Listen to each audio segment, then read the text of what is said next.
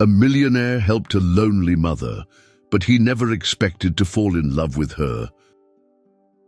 Before we begin, drop a comment below telling us where you're watching from. I'd love to know how far our stories are reaching. And if you're a fan of emotional love stories, full of resilience and new beginnings, make sure to subscribe to the channel. That way, you won't miss any new stories. And you'll also help the channel grow and keep bringing special content your way.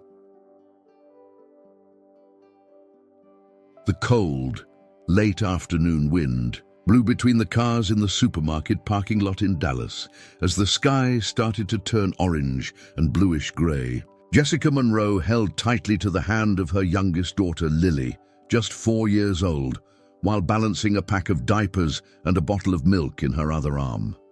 Her pale, tired face showed more than just a long day. It carried weeks of silent struggle. She wore a faded brown coat she had gotten from a donation at the neighborhood church and worn-out sneakers with the soles almost coming off. Her light brown hair was tied up in a messy bun with a few strands falling over her sweaty forehead. In her moss-green eyes was a mix of fear, exhaustion, and determination. As she approached the outdoor checkout, Jessica quickly scanned the items. She pulled out a prepaid card with the few extra hours she'd managed to work at the restaurant the night before. Her hands trembled from the cold and tension. "Please, just go through. Just this once," she whispered to herself, trying to hide her anxiety in front of her daughter. The cashier typed, and the silence that followed was cruel. A harsh sound echoed. "Transaction declined." Jessica blinked several times, swallowing the lump in her throat. She tried another card. Same result. "Can you try again, please?" she asked, her voice shaky. The employee, already used to this kind of situation, simply shook her head. "Unfortunately, it didn't go through. Do you want to remove an item?" Jessica looked at the two products. Both essential, diapers or milk. A choice far too cruel. Lily tugged at her coat. "I'm thirsty, Mommy." Jessica slowly knelt, resting her forehead against her daughter's. "I know, sweetheart. Just a little longer." At that moment, a black luxury car pulled into a spot a few spaces away. Cameron Whitmore stepped out, still on the phone, finishing a call with his assistant. He was wearing dark jeans and a light blazer. Tall, elegant, but with a distant look. The kind of man always thinking about something more important than the moment. But something made him stop. His eyes landed on the scene with strange intensity. He saw the woman kneeling in front of her daughter, saw the broken expression she tried to hide, and felt something familiar. A heaviness in his chest, as if something inside him, something he pretended didn't exist, had recognized that pain. Without thinking, he walked over to a nearby checkout, took 2 steps back so he wouldn't be noticed, and discreetly signaled to the cashier. He pulled a metallic card from his wallet and spoke in a low voice. "Put everything on mine, quick, don't say who it was." The girl hesitated but obeyed. When Jessica tried to explain that she would only take the milk, the cashier smiled. "Someone paid for you, ma'am. You can take it." Jessica's eyes widened. "Who?" The cashier simply looked to the side. Cameron was already walking away as if nothing had happened. But before he could get into the car, Jessica ran toward him, the milk in a bag and her daughter in her arms. "Hey, sir!" Cameron stopped without turning his head.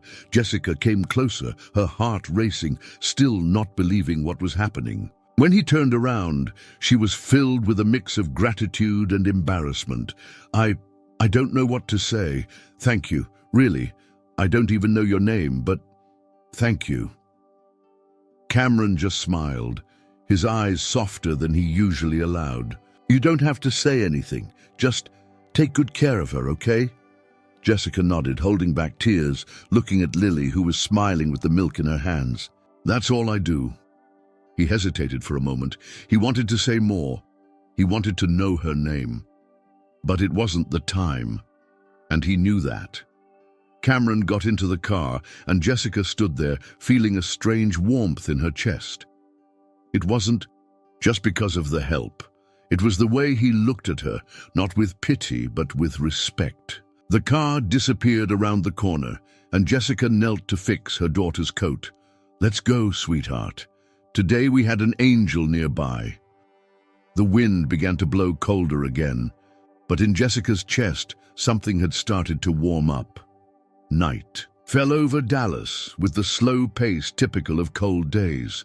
Jessica walked along the narrow sidewalk, her arms wrapped around the shoulders of the two children running around her. Little Josh, 6 years old, carried the grocery bag proudly, while Lily chattered about the man who used magic to make the milk appear.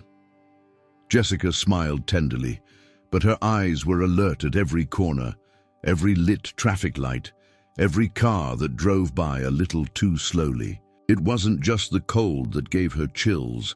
It was fear, a fear that never slept. At the door of the small two-room apartment where they lived, she pulled out the keychain with trembling hands. They climbed the stairs in silence, and as soon as the door closed, she quickly turned and locked all the locks with almost automatic precision. Only then did she breathe. She couldn't let her guard down. Inside the cramped bedroom, with mattresses on the floor and a single bookshelf of children's books, Jessica knelt next to Josh and placed her hand on his chest. "You know, right? If someone knocks on the door and Mommy doesn't answer, you grab your sister and go to the bathroom, lock it and only open when you hear my voice, just like we practiced." Josh nodded with wide eyes. "But he doesn't know where we are, right, Mommy?" Jessica forced a smile. "No, sweetheart, and he never will."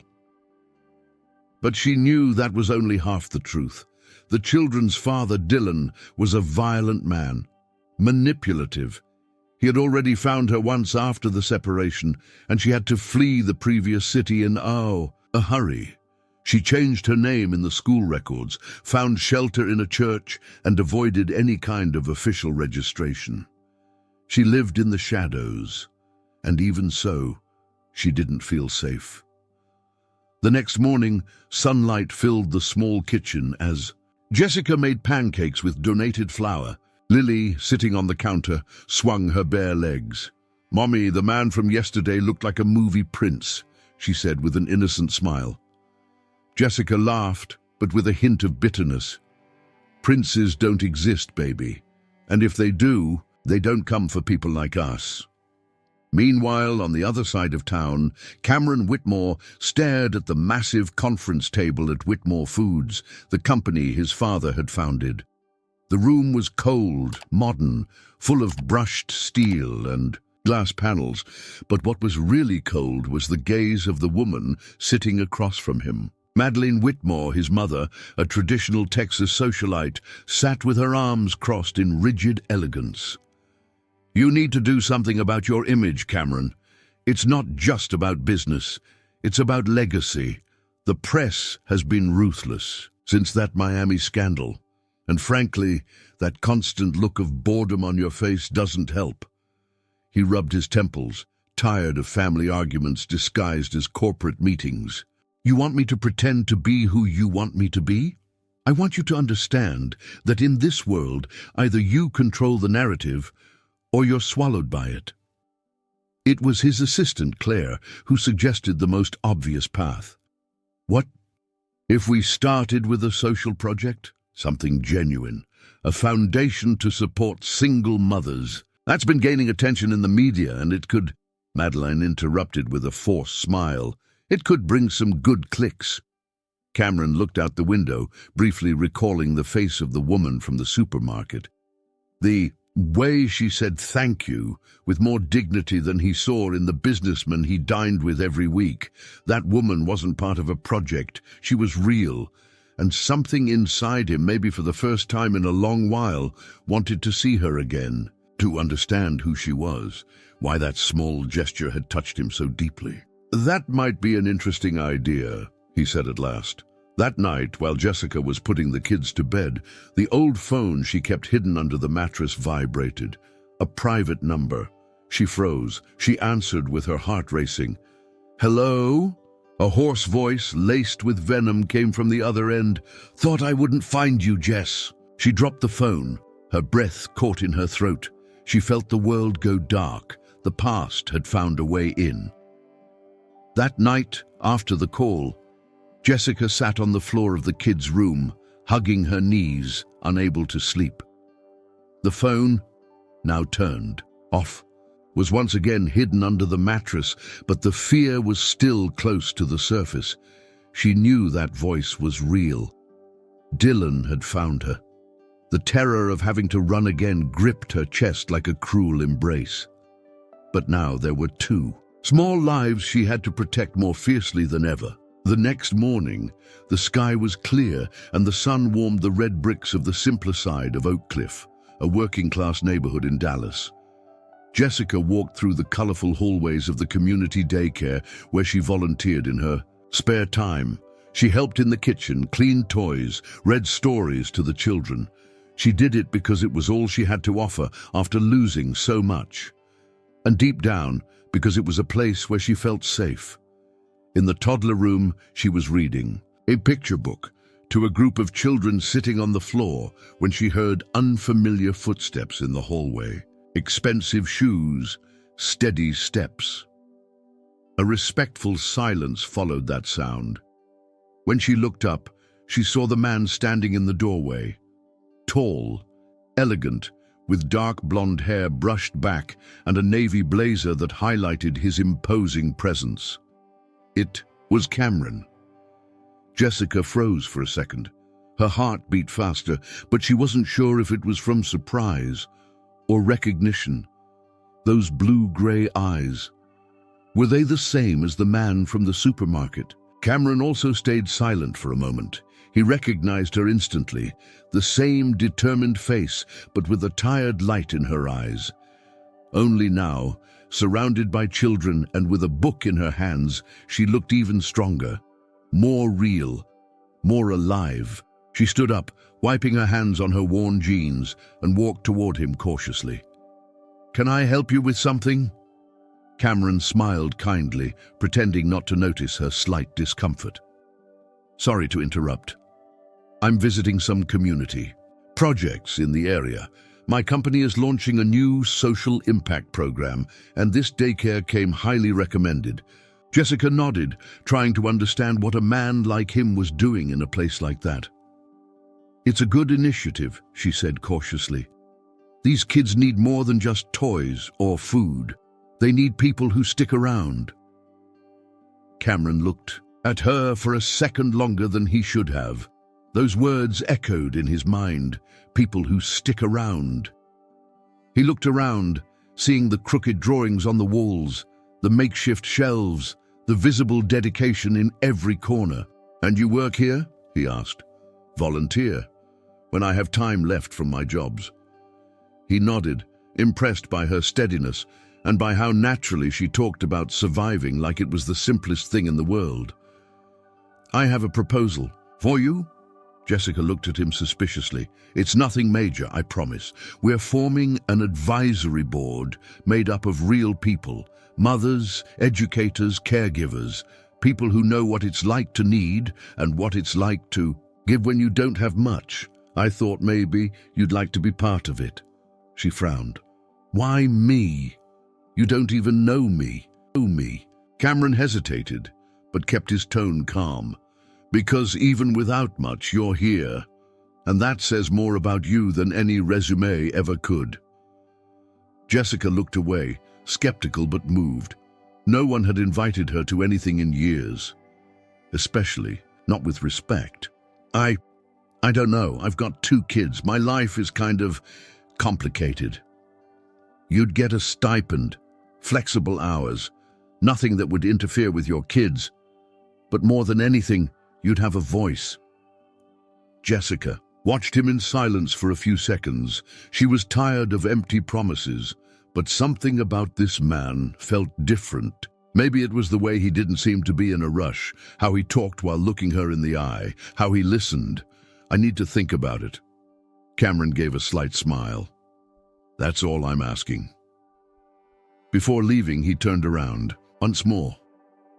"Oh, just so you know, the milk and the diapers, it was just a gesture, not a debt. You don't need to worry about it." Jessica stood still. So it was him, the man from the parking lot. She took a deep breath, surprised, confused, and with her heart beating faster than she wanted. But she said nothing. She just watched as he walked down the hallway and disappeared through the door. Deep down, something was beginning to change, and it wasn't just on his side. Jessica stood for a long time at the daycare room door, staring at the empty hallway where Cameron had just walked out. Her heart was still racing. She didn't exactly understand why. Maybe it was surprise, maybe it was fear, or maybe it was something she didn't want to name. In the days that followed, Cameron kept his word. He returned to the daycare regularly, always quietly, always respectfully. He arrived early, joined meetings with the volunteers, listened carefully to everyone's stories. He never introduced himself as a CEO, never showed off his status or wealth. He just listened. And every time he came back, it seemed like his eyes always found Jessica's first.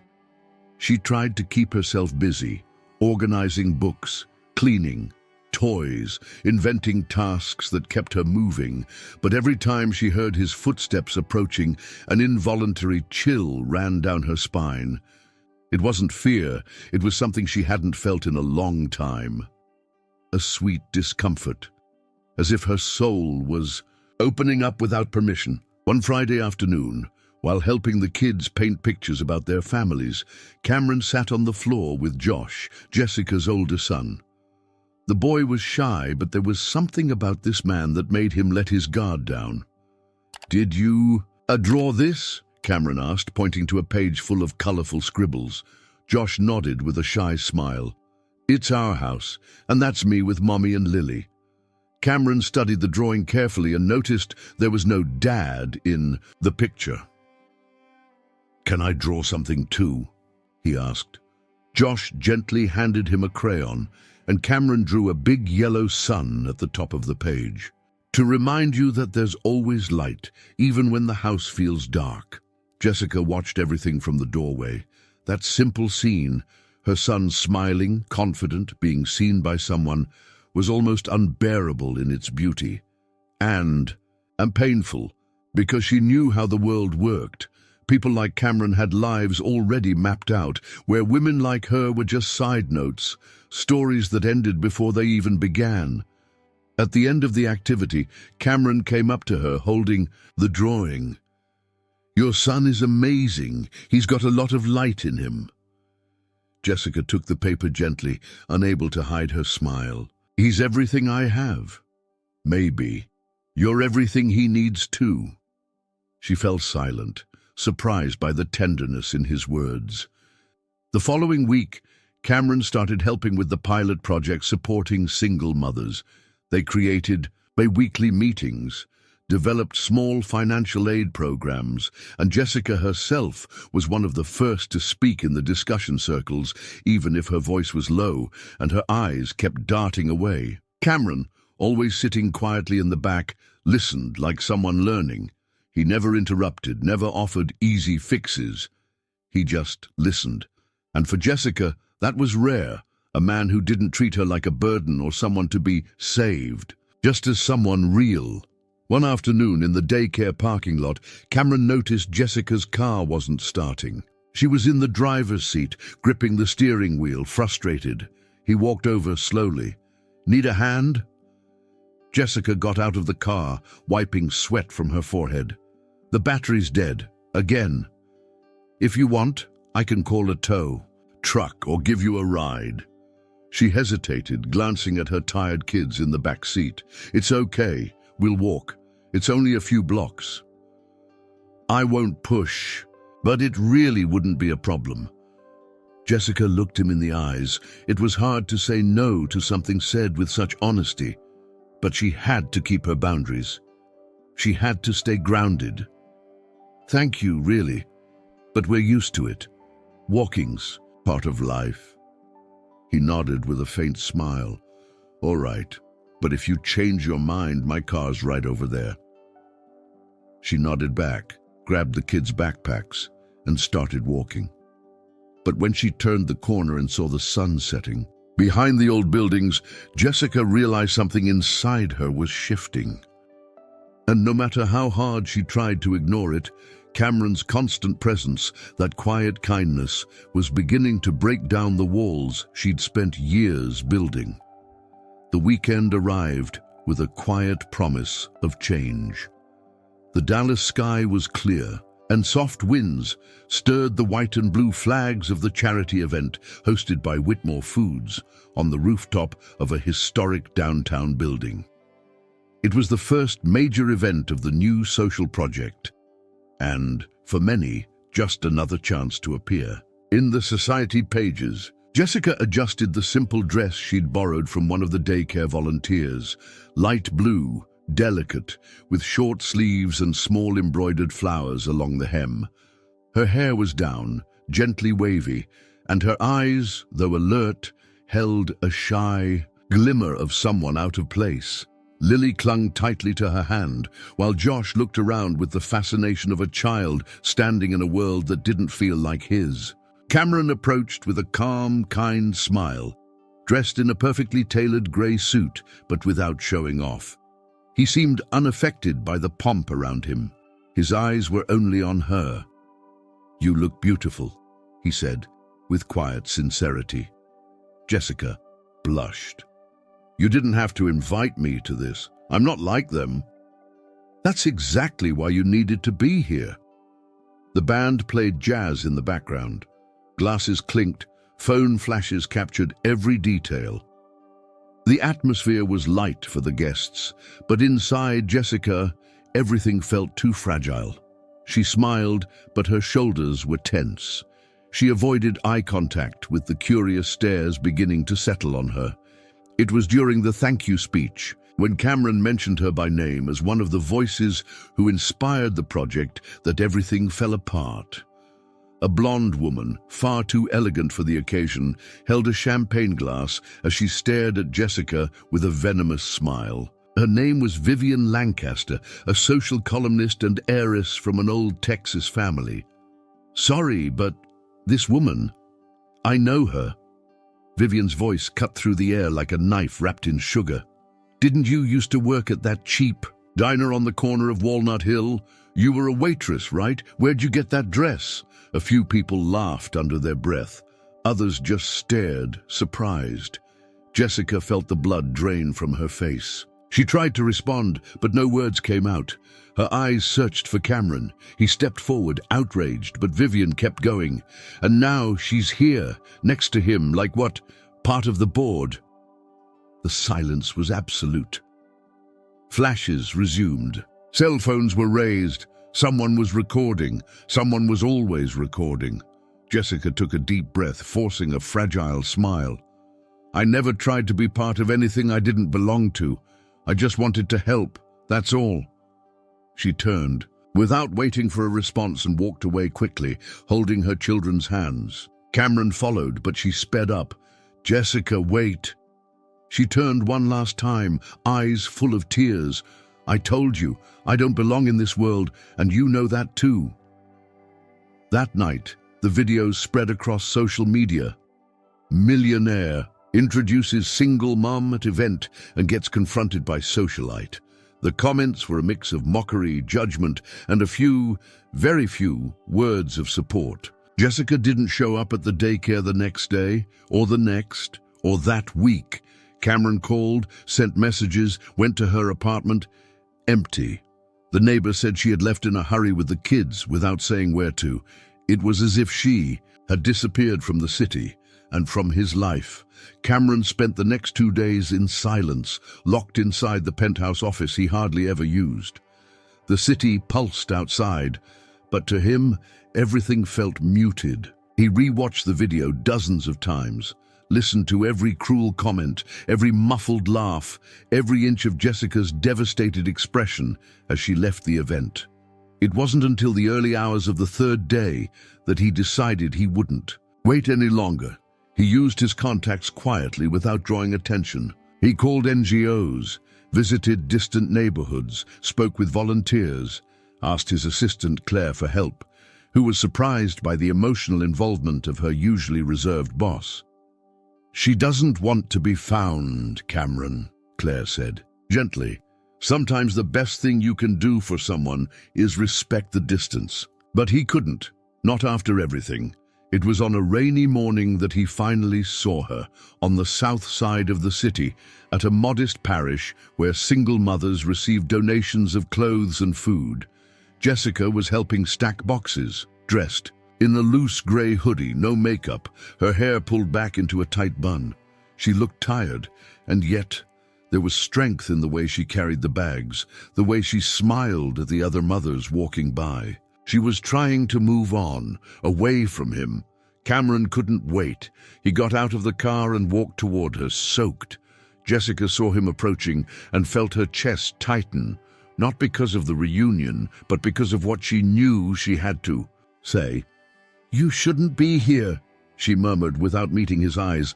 "I needed to see you. I needed to understand why you left like that." Jessica dropped the bag she was holding onto the ground. The rain was getting heavier, but she didn't care. She took a deep breath, trying to steady her voice. "Because this isn't my world, Cameron. Because I'm tired of being humiliated, trying to fit into places where I was never welcome. It wasn't your fault. That woman, it doesn't matter who it was. What matters is that no one did anything. Everyone laughed, and you, even with all your power, couldn't protect me." He fell silent. The pain in her voice was stronger than any argument. Jessica continued, now looking him directly in the eye. Her green eyes were red but steady. "You'll never understand, Cameron. You'll never know what it's like to wake up every day having to prove you deserve to be alive, that your kids deserve to eat, that you matter even when the whole world says otherwise." Cameron stepped forward, but she raised her hand. "No, please, I thank you for everything, truly. You were the only one who looked at me with respect in a very long time. But this has to end," he whispered, struggling. "You really think I'm just going to walk away?" Jessica lowered her eyes for a moment, then looked up with a bitter calm. "It's not about walking away.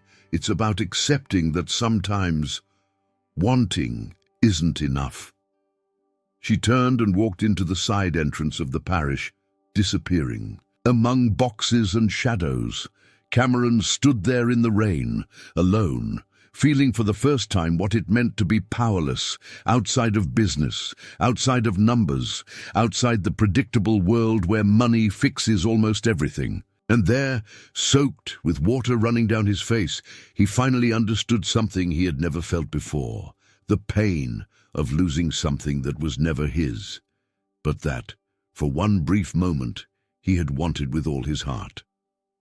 The rain had stopped the next day, but the sky remained overcast, as if mirroring Jessica's state of mind. She had moved again, this time to an even more remote neighborhood, into a rented wooden house behind the property of an elderly churchwoman. She was trying to start over once again, cleaning houses in the morning, helping at the parish in the afternoon, and spending her evenings going over bills, trying to stretch what little she earned. Josh and Lily had been quieter in recent days. They missed the daycare, the familiar people, the safe feeling of before.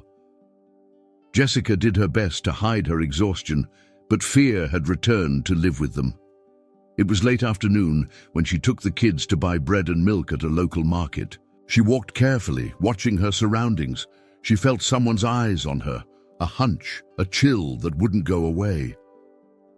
As they left the store, bags in hand and the kids by her side, she heard a familiar voice that froze her body. "Finally, found you, Dylan." Tall, thin, with a face worn from sleepless nights and built-up rage.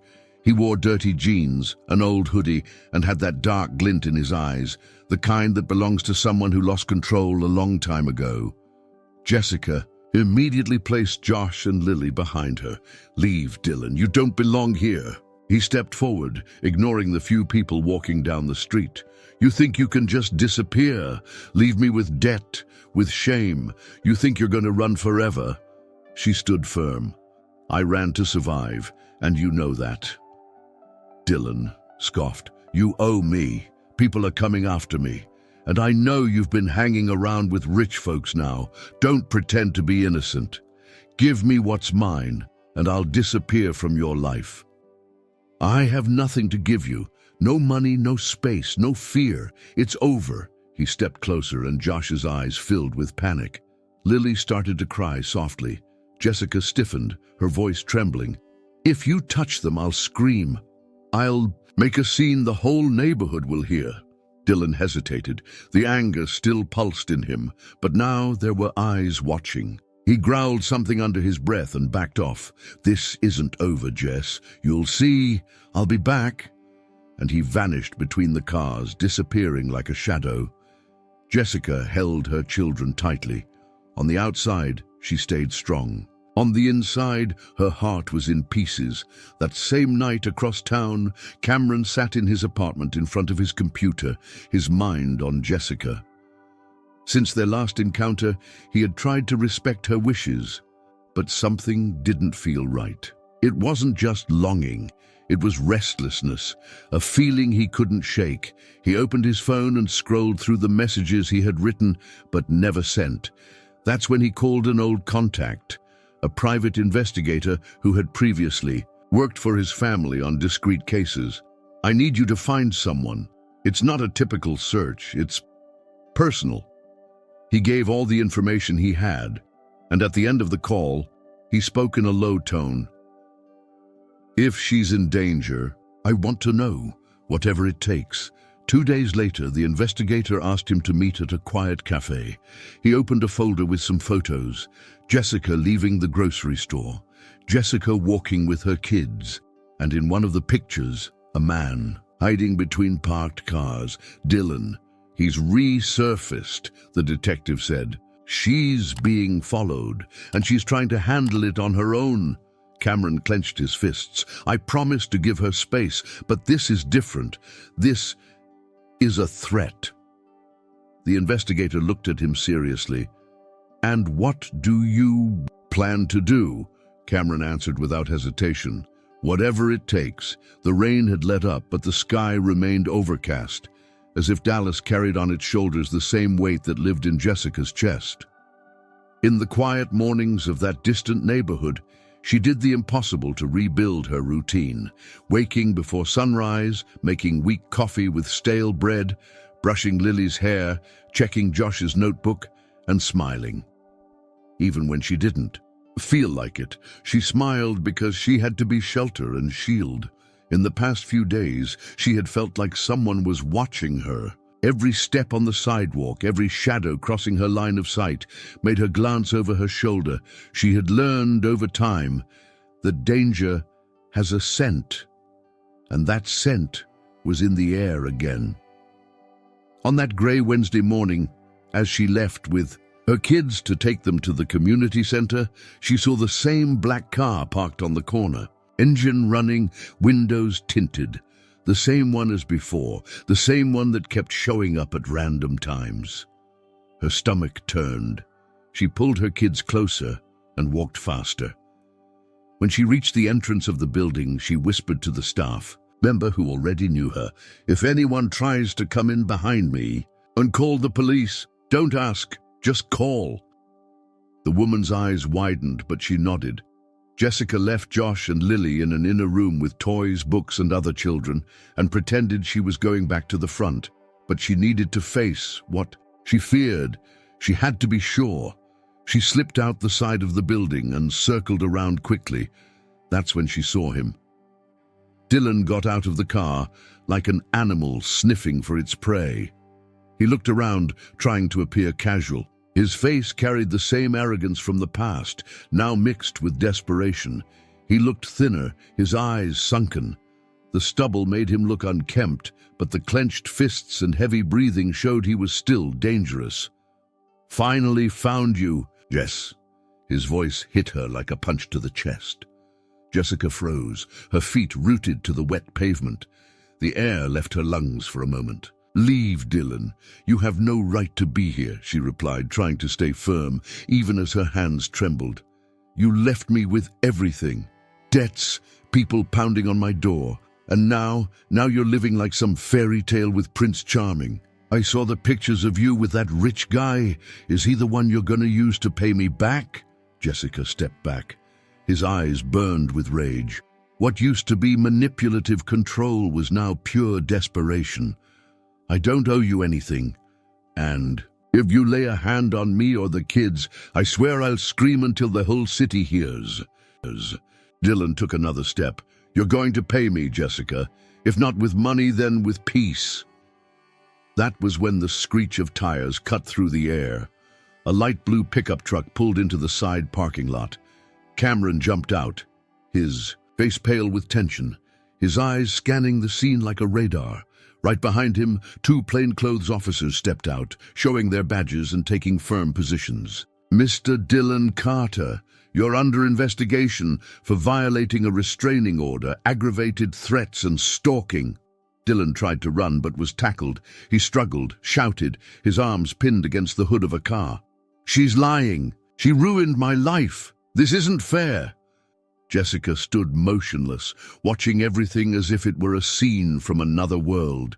His screams faded, grew smaller, until they disappeared inside the patrol car as it turned the corner. The silence that followed didn't feel real. Cameron approached slowly, soaked by the light rain that had started to fall again. "Are you okay?" he asked, his voice low and thick with emotion. Jessica didn't answer. Her eyes were fixed in the distance. Her arms were crossed over her chest, as if she was still trying to contain the impact. Then Cameron gently touched her shoulder. "It's over, Jessica. He's not going to touch you again. He's not going to scare your kids anymore." She looked at him and a single tear fell. Just one. But it was the first tear she'd ever let fall from relief, not pain. Later that evening at the police station, Cameron stayed by her side through the entire statement. Sitting quietly, hands resting on his legs, eyes fixed on every word she spoke. The room was full of voices, but he only heard hers. Jessica talked. For the first time, she told everything. She spoke of the first threat, the first time he hit her, the jobs she lost out of fear, the nights she slept in shelters with her kids clinging to her, trying to convince them it was just a fun adventure. The social worker, a black woman with a calm face and moist eyes, listened in silence. "You're so strong, Jessica, but now you're not alone anymore." The next day, headlines began to appear, first on local news sites, then all over social media. The same pictures that once showed Jessica being snubbed at a fancy event now appeared beside articles with titles like "She ran to save her kids," and "The truth finally came out." The public response was immediate. Comments of support flooded the internet. People who had been through similar situations began sharing their stories. Jessica, once the forgotten woman, became a symbol of courage. And for the first time in many years, she didn't have to explain herself. In the living room of the house, where she was now temporarily protected, Jessica watched the news story on TV with her kids asleep in her lap. The screen bathed her face in soft light. There was no makeup, no fancy dress, but there was dignity. Cameron appeared at the door with quiet steps. "Are you okay?" he asked in a low voice. Jessica nodded, her eyes still on the screen. "I always knew no one would understand, but now they do." He sat beside her. He didn't say anything else. He just stayed. For the first time, Jessica didn't feel threatened by a man's presence. She didn't feel small or in debt, just respected. Time passed with the gentleness that only comes after a storm. 3 months had gone by since Dylan's arrest and the public exposure of Jessica's story. Now, she lived with her kids in a modest but safe little house with a small garden out front. where Lily grew daisies and Josh played with a mutt they'd adopted. They named him Rusty because of the reddish patch on his nose. Jessica worked part-time as an administrative assistant at a local non-profit focused on single mothers, and the rest of the time she served on the advisory board of the project she and Cameron had started together. But this time, with a voice, decision-making power, and independence. She was no longer the woman who quietly accepted help. Now, she chose what she wanted, and more than anything, who she wanted beside her. Cameron was still around, but he had clearly changed. The stiff blazers were gone, replaced by shirts with rolled-up sleeves. He didn't talk like a CEO anymore, but like a man who had learned in silence that vulnerability is also strength. It was a warm fall afternoon when he showed up at Jessica's house with a cardboard box in his hands. He wore dark jeans and a simple grey t-shirt. His hair was tousled by the wind, and his eyes looked tired but calm. Jessica, wearing an apron and her hair in a messy bun, opened the door with a confused look. "Cameron, is everything okay?" He lifted the box. "I brought apple pie.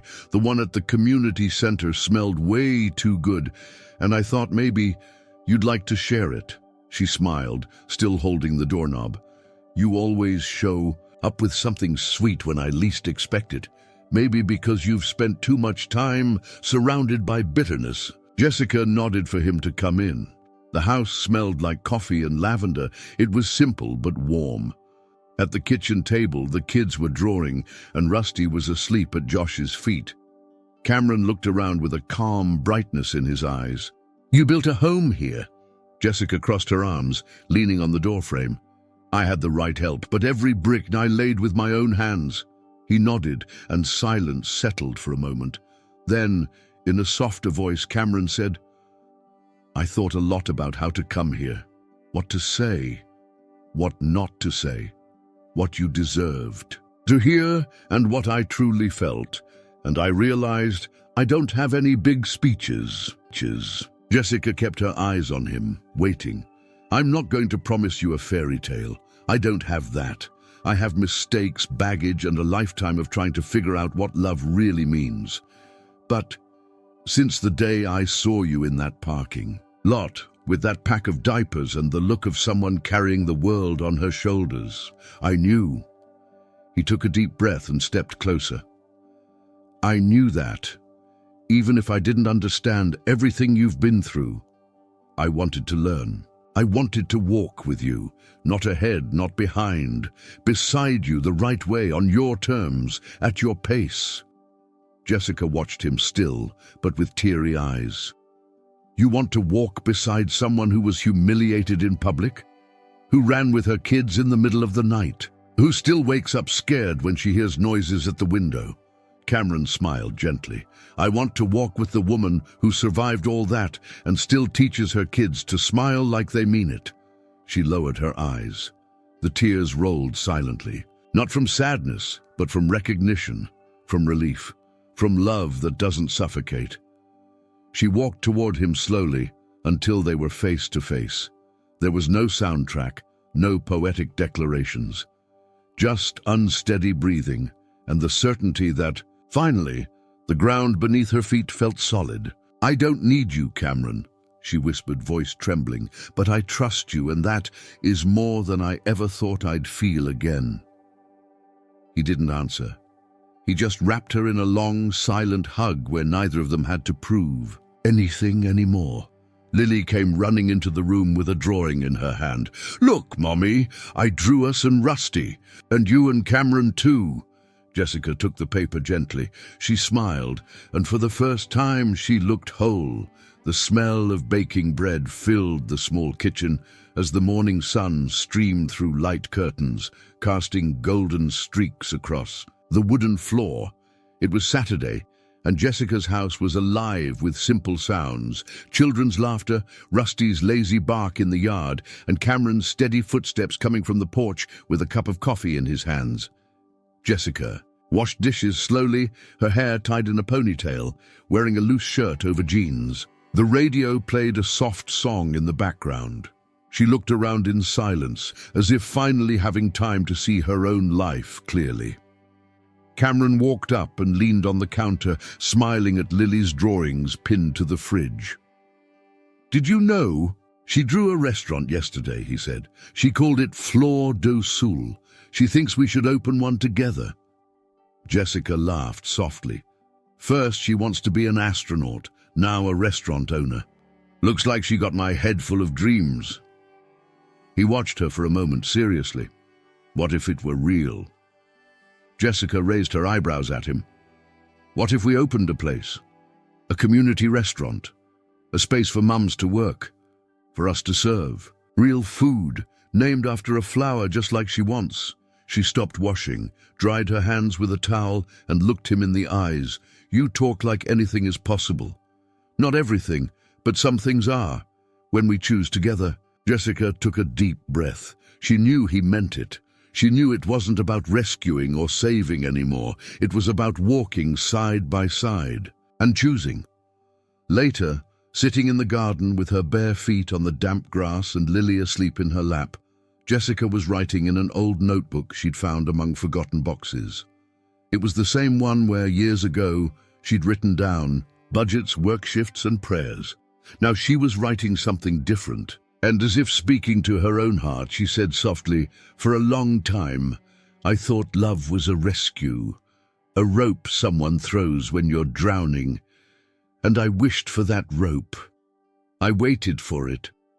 I believed that one day someone would show up and pull me out, but time taught me it doesn't work that way." She paused. The wind rustled the leaves of the magnolia tree beside the fence. Josh was playing soccer with Cameron a few feet away, laughing loudly. "Real love doesn't save you. It stays when you've already learned to save yourself. It walks beside you and reminds you that even after all the pain, you still deserve flowers." Jessica closed the notebook gently and smiled. For the first time in a long time, there was no urgency in her eyes, no fear. There was space inside her, space to grow, to build, to trust again. And when Cameron walked over and sat beside her without saying a word, just sliding his arm behind her back, she rested her head on his shoulder. There were no promises, no guarantees, but there was presence, and that was more than enough. And now I want to hear from you. What did you think of this story? Leave your rating from 0 to 10 in the comments and tell me which part moved you the most. If this story touched your heart in any way, like the video, share it with someone who also needs to hear this message, and subscribe to the channel so you don't miss any of the upcoming stories. Before you go, I've picked another emotional story that's going to reach you even deeper. I'm sure it'll surprise you. I'll see you there.